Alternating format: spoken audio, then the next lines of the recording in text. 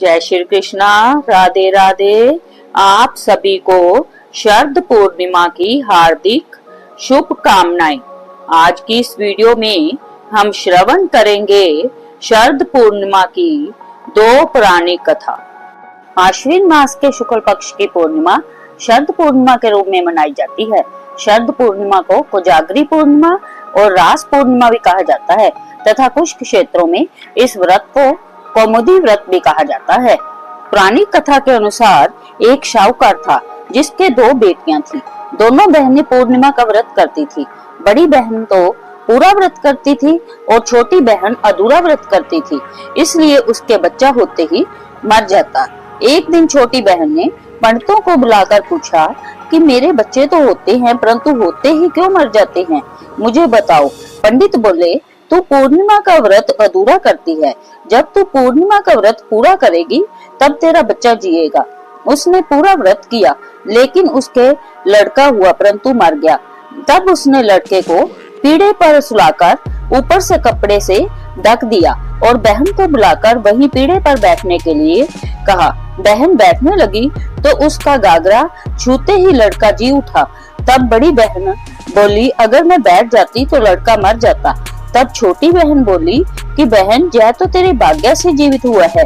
हे पूनम माता, जैसे उस छोटी बहन का लड़का जीवित किया वैसा सबका करना। आश्विन मास की शरद पूर्णिमा को ब्रज के क्षेत्र में रास पूर्णिमा के नाम से भी जाना जाता है, क्योंकि सबसे पहले श्री कृष्ण ने गोपियों संग रास इसी रात को रचाया था। द्वापर युग में कामदेव ने जब भगवान शिव का ध्यान भंग कर दिया तो उसे खुद पर बहुत गर्व होने लगा। वह भगवान श्री कृष्ण के पास जाकर बोले, मैं आपसे भी मुकाबला करना चाहता हूँ। भगवान श्री कृष्ण ने उसे स्वीकृति दे दी, लेकिन कामदेव ने इस मुकाबले के लिए भगवान के सामने एक शर्त भी रख दी। कामदेव ने कहा, इसके लिए आपको आश्विन मास की पूर्णिमा को वृंदावन के रमणीय जंगलों में स्वर्ग की अप्सराओं सी सुंदर गोपियों के साथ आना होगा। कृष्ण ने जय भी मान लिया। फिर जब शरद पूर्णिमा की रात आई, भगवान कृष्ण ने अपनी बांसुरी बजाई। बांसुरी की सुरीली तान सुनकर गोपियां अपनी सुध खो बैठी। कृष्ण ने उनके मन मोह लिए। उनके मन में काम का बाग जागा, लेकिन जय काम कोई वासना नहीं थी। जय तो गोपियों के मन में भगवान को पाने की इच्छा थी। आमतौर पर काम, क्रोध, मद, मोह और बे अच्छे भाव नहीं माने जाते हैं, लेकिन जिसका मन भगवान ने चुरा लिया हो तो ये भाव उसके लिए कल्याणकारी हो जाते हैं। भगवान शिव कैलाश पर्वत पर अपनी समाधि त्याग कर वृंदावन आ गए। गोपियों ने उन्हें वहीं रोक दिया और कहा, जहाँ भगवान कृष्ण के अतिरिक्त अन्य किसी पुरुष को आने की अनुमति नहीं है। फिर क्या था, भगवान शिव अर्धनारीश्वर से पूर्ण नारी रूप में अपने पिया के लिए सज धज कर मानसरोवर में स्नान कर गोपी का रूप बनाकर आ गई। प्रवेश द्वार पर ललिता जी खड़ी थी। वह सभी गोपियों के कान में जुगल मंत्र का उपदेश दे रही थी। उनकी आज्ञा के बिना किसी को भी रास में आने की अनुमति नहीं थी। भोले बाबा भी गोपी बनकर रास में प्रवेश कर गए। भगवान कृष्ण उन्हें गोपी रूप में देखकर बहुत प्रसन्न हुए। तभी से उनका नाम गोपेश्वर महादेव हुआ। गोपी का अर्थ है जो भगवान कृष्ण के प्रति कोई इच्छा न रखता हो, वह सिर्फ कृष्ण को ही चाहती है, उनके साथ रास खेलना चाहती है।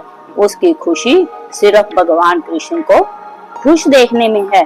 भगवान श्री कृष्ण ने बंसी बजाई, कलीन बीज मंत्र फूंका, 32 राग, 64 रागनियां। शरद पूर्णिमा की रात मंद मंद पवन बह रही थी। राधा रानी के साथ हजारों सुंदरियों के बीच भगवान बंसी बजा रहे थे। उन्हीं में भगवान शिव भी वाविभोर हुए नाच रहे थे। वृंदावन के गोपेश्वर महामंदिर में आज भी सूरज ढलने के बाद शिवलिंग को स्त्री रूप में सजाया जाता है और मान्यता है कि भोले बाबा रात को भगवान श्री कृष्ण के साथ रास रचाने जाते हैं। फिर सुबह होने पर वो पुनः अपने शिवलिंग रूप में आ जाते हैं और भक्त उनका जल अभिषेक करते हैं। मान्यता है कि इस दिन चंद्रमा की चांदनी से अमृत की वर्षा होती है। इस रात खुले आसमान के नीचे रखी खीर का सेवन करने से सकारात्मक ऊर्जा और शुभ फल प्राप्त होते हैं। इस दिन विशेष पूजा पाठ और उपाय करने से घर परिवार में सुख शांति और समृद्धि आती है। आइए जानते हैं कि इस पावन रात में कौन से उपाय करने चाहिए। शरद पूर्णिमा की रात एक लोटे में स्वच्छ जल भरे, उसमें थोड़े चावल और फूल डालकर चंद्रमा की ओर मुख करके अर्घ दे। मान्यता है कि ऐसा करने से चंद्रदेव का आशीर्वाद प्राप्त होता है और परिवार में शांति व समृद्धि बनी रहती है। इस दिन खीर बनाकर उसे मिट्टी के पात्र में रात भर चांद की रोशनी में जाने खुले आसमान के नीचे रखें। अगले दिन इसका सेवन करना अत्यंत शुभ माना जाता है।